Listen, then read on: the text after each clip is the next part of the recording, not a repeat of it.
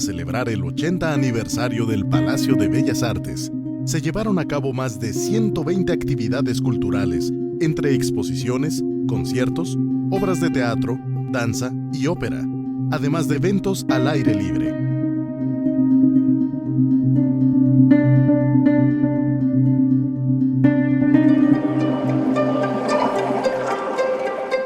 Uno de los eventos más atractivos por el uso insólito del arte tecnológico fue el videomapping, que se realizó en la fachada de Bellas Artes en septiembre de 2014.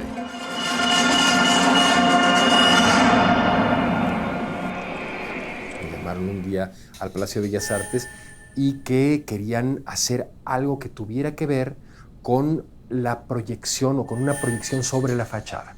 Y la fachada de alguna manera es una puerta al edificio y a su historia. Entonces entraba yo a la segunda cosa que tiene que ver con ¿y eso cómo se hace? Porque yo había visto por ahí algunas cosas de proyección sobre fachadas de edificio, pero no sabía yo nada de videomapping, te lo digo honestamente.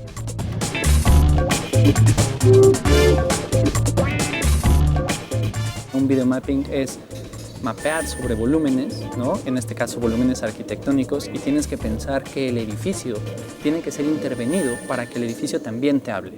Cuando estamos hablando de un videomapping arquitectónico, tiene ciertas diferencias con un videomapping de otras dimensiones. En el arquitectónico se hace un estudio sobre el edificio, se hace sí una proyección, principalmente está basado el desarrollo en el 3D.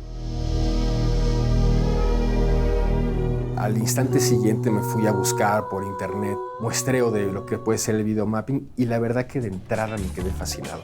Por un motivo muy claro que tiene que ver con algo que a mí me encanta, que me ha dado eje, que es el universo de la transfiguración. Que las cosas dejen de ser lo que aparentan. Y me parecía que el videomapping como herramienta estilística, como recurso tecnológico, pues era eso, pero a lo bestia.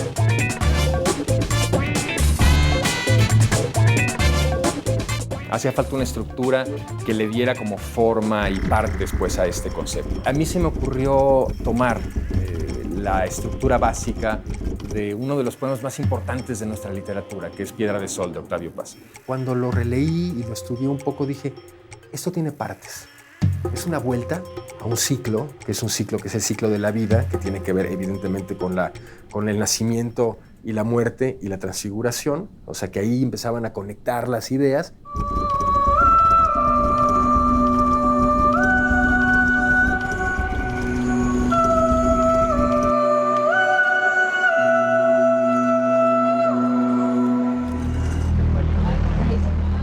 La primera parte yo le llamé Orígenes o el mundo de la naturaleza y le puse como tempo un adagio con moto. Tiene que ver con la primera parte del poema que tiene que ver con el origen del discurrir del agua. Es como el origen del mundo, como el génesis, la elección, digamos, musical. Le puse el comienzo del Anillo del Nibelungo de Wagner, el Oro del Rin, que tiene esta sensación evidentemente de adagio con moto. Es lento, pero se está moviendo, nos está conduciendo hacia algún lado.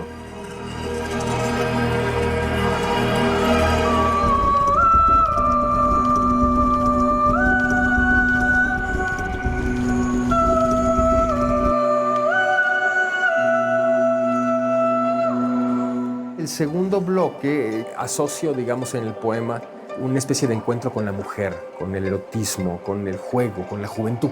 Y allá hay color, hay movimiento, hay alegría, también hay transfiguración, la transfiguración del adolescente que descubre lo que es. El tempo que yo le puse ahí es un andante alegreto, es decir, empieza a moverse un poco más y hay cierta ligereza, cierta alegría.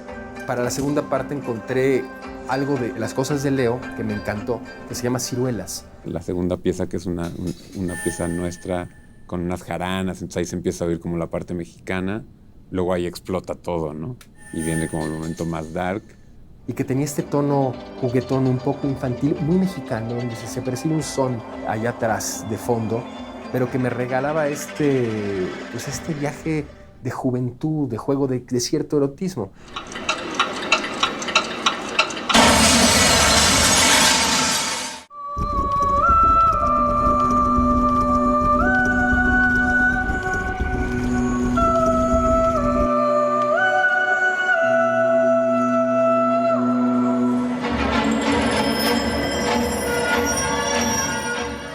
El tercer bloque yo le llamé los corredores de la memoria.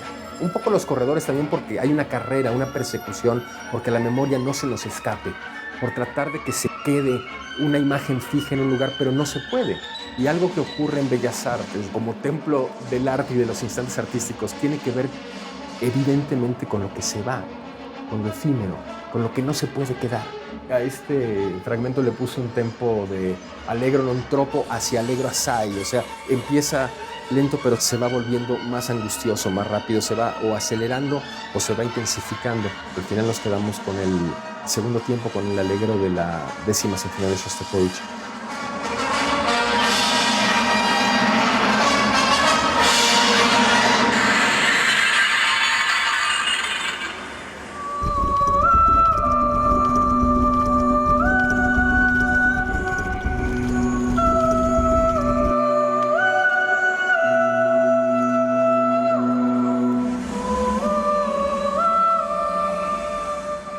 La cuarta parte está asociada con la vejez, con la muerte, con el duelo, con lo que ya se fue, con lo que no pude atrapar.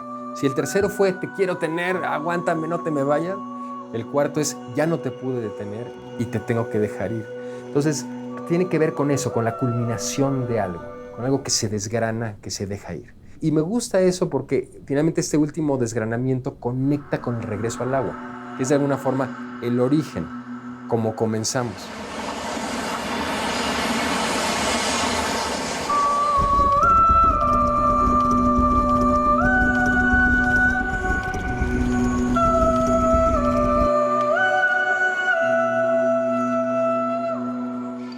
La última parte comienza con un time-lapse. Empieza a hacerse de día y de noche directamente sobre la fachada de Bellas Artes y empieza a dar vueltas, y empieza a dar vueltas, y empieza a dar vueltas y se oyen los cascos de la época en la que a lo mejor empezó a ser construida, como si hubiera unas carretas y unos caballos por ahí, y empieza a acelerarse el asunto y de repente y de la nada empiezan a aparecer los rostros, que yo decía que todos los rostros son un solo rostro, de toda la gente que ha pasado por ahí, digamos, de la gente que ya murió.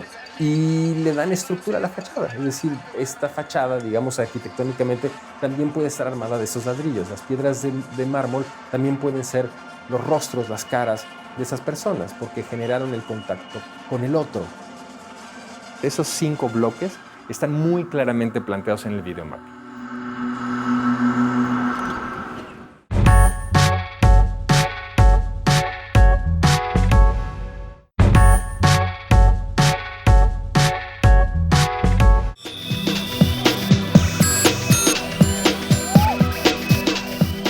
A diferencia de otras producciones audiovisuales como el cine o la televisión, en el videomapping hay una reinterpretación del guión literario o la propuesta conceptual original.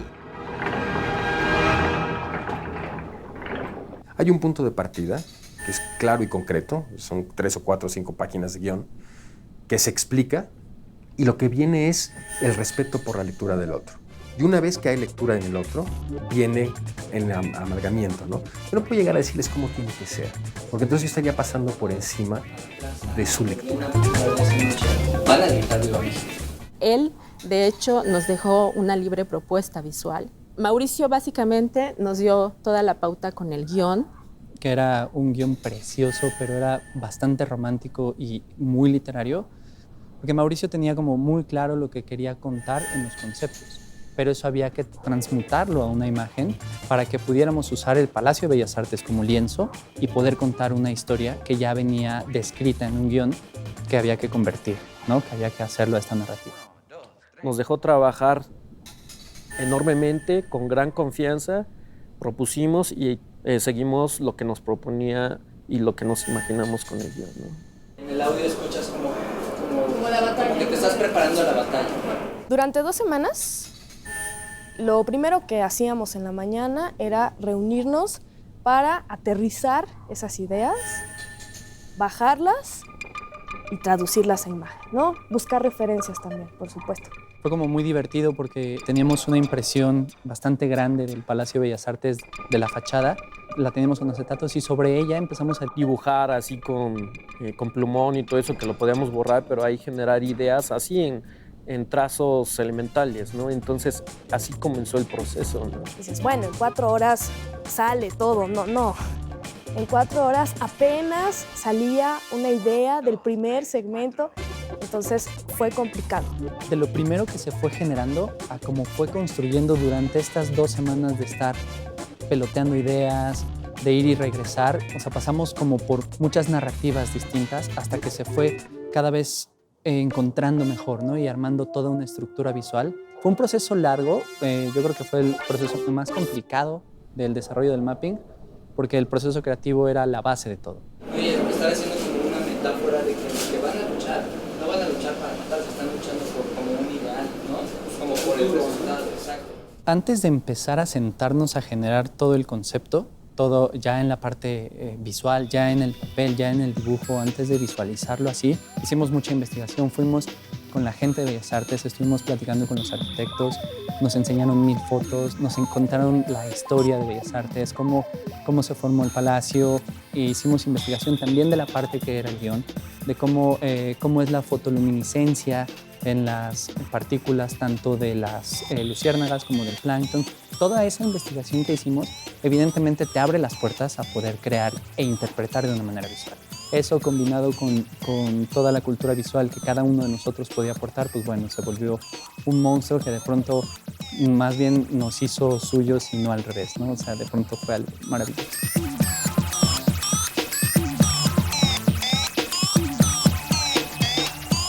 Desde que tengo contacto con el guión, es empezar a imaginar cosas en mi cabeza en cuestiones gráficas y visuales, ¿no? También ahí pensé, está muy padre, pero ¿cómo vamos a aterrizar esto? ¿Cómo lo vamos a traducir en el terreno visual, ¿no?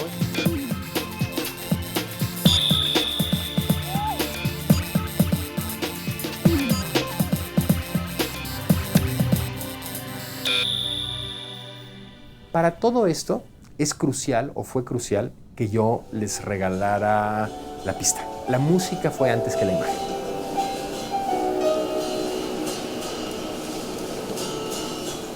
Pues él tenía muy claro todos los actos de la pieza y tenía más o menos propuestas de música de cómo ir pasando de un acto a otro. Al final decidimos que estaba padre hacer un viaje ecléctico, porque al final la vida no tiene solamente un color, no está determinada por una sola línea.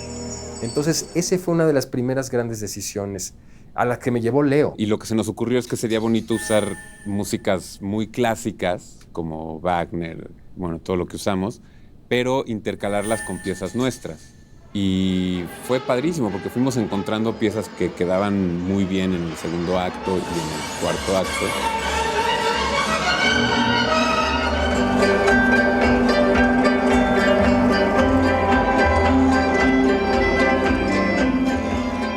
El quinto acto fue como al que más le dimos vueltas para ver qué era lo que encontrábamos, porque queríamos algo mexicano, pero no el lugar común, pero que tampoco fuera un score nuestro, que fuera algo que la gente sí pudiera reconocer, que sí se pudiera identificar, y así llegamos. Y lo que también estuvo interesante es encontrar como las transiciones. Eso fue muy bonito, como sin planearlo se fue dando que utilizamos sonidos de agua, de viento, de explosiones en cada una de las transiciones para hacer que todo fuera una pieza.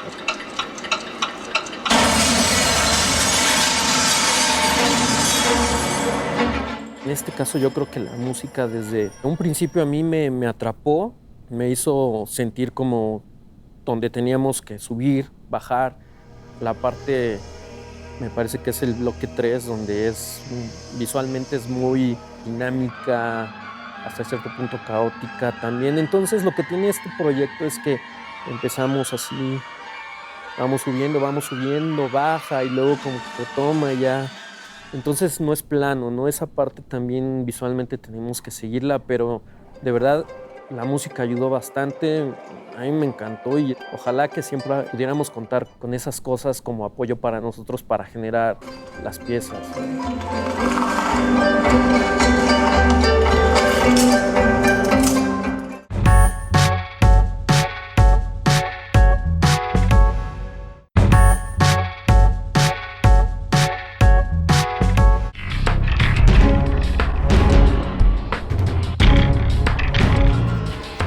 El videomapping es un diálogo entre el arte y la tecnología. En este caso, la fachada del Palacio de Bellas Artes es el escenario para la conversación.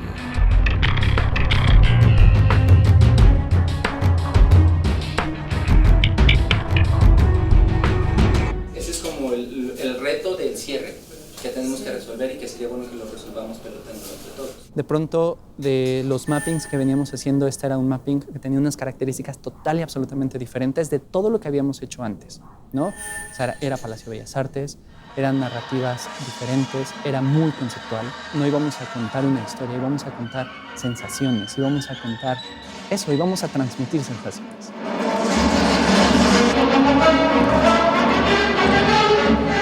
Cuando llega el proyecto ya a nuestras manos, cuando conocemos el deadline, cuando sabemos que falta mes y medio para que se cumplan 80 años de la inauguración del Palacio de Bellas Artes, Lo primero que pensamos, todo el equipo, fue necesitamos más gente. crecer en el sentido de más animadores, de más manos en ese momento y de ocupar el talento de todos, ¿no? O sea, fue como una apertura diferente. Y pues echarle candela a todos, estar en sintonía y meterle mucho esfuerzo, mucho cariño al proyecto. Definitivamente se ve reflejado. Creo que el mayor obstáculo que tuvimos al desarrollar el proyecto, yo creo que sería el tiempo. Tuvimos aproximadamente mes y medio, de los cuales 2 semanas fueron de desarrollo creativo y el resto fue para animar. Pues nos dividimos en células. Estaba la célula de la parte creativa. Y el equipo de arte de diseño empezar a generar ideas y empezar a amarrarlo, a macharlo con la cuestión del guión, a traducirlo ya en cuestión visual. Entonces siempre hay un acercamiento, siempre pueden salir muchas ideas. En el camino se van desechando unas, se van sumando otras. Así es como el proceso que se lleva, ¿no? Estaba la célula de producción, estaba la célula de la parte técnica. Tener, de hecho, el privilegio de poder hacer el contenido y de poder resolver la parte técnica nos da mucha tranquilidad. El primer día se monta, se hace la colocación de torres, se cubren las torres y después se va subiendo el equipo. En este caso utilizamos 3 torres, estuvimos trabajando con 6 proyectores de 18,000, con 3 proyectores de 40,000 y es un trabajo que tiene que ser muy cuidado porque algo que tú mueves en centímetros aquí representa metros en una distancia grande. El montaje de audio fue hecho a nivel de piso para no contaminar visualmente la fachada. Entonces estuvo muy bien solucionado, se escuchó muy bien. El primer día queda completamente para aprender y entonces empezamos a cuadrar toda la noche. Desde 10, 11 de la noche empezamos a cuadrar. Después de las pruebas nos dimos cuenta que el edificio que estaba enfrente contaminaba mucho visualmente a la proyección, más allá de que ellos fueron bastante amables y apagaron ciertas zonas en ciertos horarios, de cualquier manera tenías esa incidencia de luz. Y después de hacer las pruebas nos dimos cuenta que era complicado. Es un edificio en sí que jamás desaparece, eso también lo complica. Hemos estado acostumbrados a trabajar siempre en blackout y este edificio, al ser blanco, al encontrarse en la zona donde está ubicado, siempre hay incidencia de luz ambiente.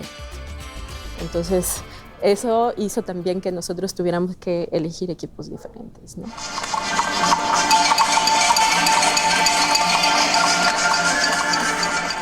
De la problemática a la que nos enfrentamos en este biomapping, en el proceso, pues Que era un edificio enorme. creíamos que por tener la fachada en color blanco, La proyección nos iba a dar resultados inmediatos, ¿no? Que iba a vibrar y nos encontramos con cosas de carácter técnico que no estábamos esperando. pero también tienes que contemplar las profundidades que hay en esta fachada, ¿no? El centro sobresale, además el centro tiene una especie de curva, los laterales están más adentro. Entonces teníamos que modelarlo, teníamos que generar muchos recovecos del edificio y eso era complejo en el tiempo que teníamos, ¿no? Entonces tuvimos que optimizar demasiadas cosas. Entonces la verdad es que el edificio nos dio grandes enseñanzas, ¿no? O sea, nos enseñó mucho más de lo que en ese momento nosotros ya creíamos saber del mapping. Entonces fue súper interesante. Yo creo que más allá de ser un obstáculo esa parte, fue como una gran enseñanza y yo le vivo agradecido al Palacio de Bellas Artes, ¿no? Por habernos enseñado tantas cosas que no sabíamos de esto, ¿no?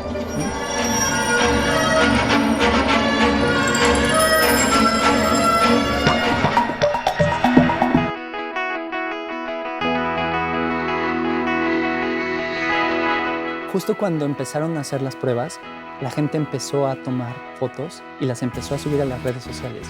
Y de pronto el mapping mismo se empezó a hacer dueño de sí mismo, ¿no? Salió de ser un proyecto que habíamos generado nosotros y empezó a tener vida misma. Empezó a crecer, a crecer, a crecer y llegaba un momento donde ya era de la gente que lo iba a ver. Algo que estuvo bien lindo el día de la inauguración es que justo estaba yo platicando con David Vivona. Me decía, es que sería muy lindo que de pronto, como en Año Nuevo, empezaran a contar 10, 9, ¿no? Teníamos un contador, pero era algo que estaba totalmente fuera del script. Y en el momento en que fue el primer día de la proyección, el día de la inauguración, las personas empezaron a contar.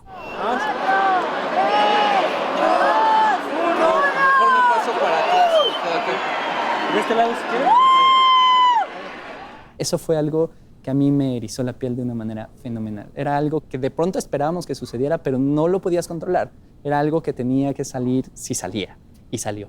Pues el resultado final es la experiencia ahí en Bellas Artes, ¿no? Como que el resultado final es la conjunción de todo, que fue muy impresionante porque fueron trabajando las imágenes y el guión y todo eso desde la música. Entonces nosotros en realidad no vimos nada hasta que estábamos ahí parados enfrente de Bellas Artes. Y sí, nos encantó, o sea, nos voló la cabeza, quedó muy, muy padre.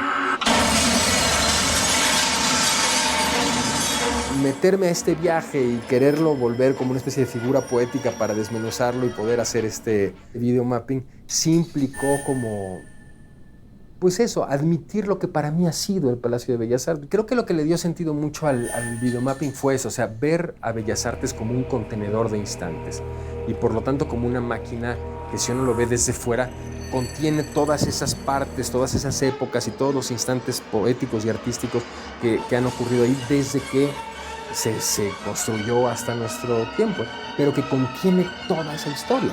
Y creo que poderlo ver de esa manera también implica, pues, digo, no solamente darle su valor, sino relacionarte con él con mucha emoción, que me permite verlo de una manera más transparente, más directa. Es como si yo de alguna manera hubiera podido poner mi granito de arena para platicar con Bellas Artes de forma directa.